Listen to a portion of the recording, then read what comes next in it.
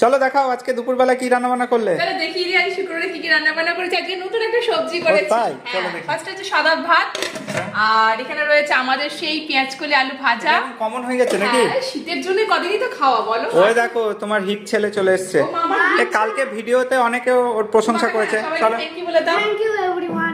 আচ্ছা, আচ্ছা, আর আর এখানে এখানে রয়েছে দাঁড়াও, বলো।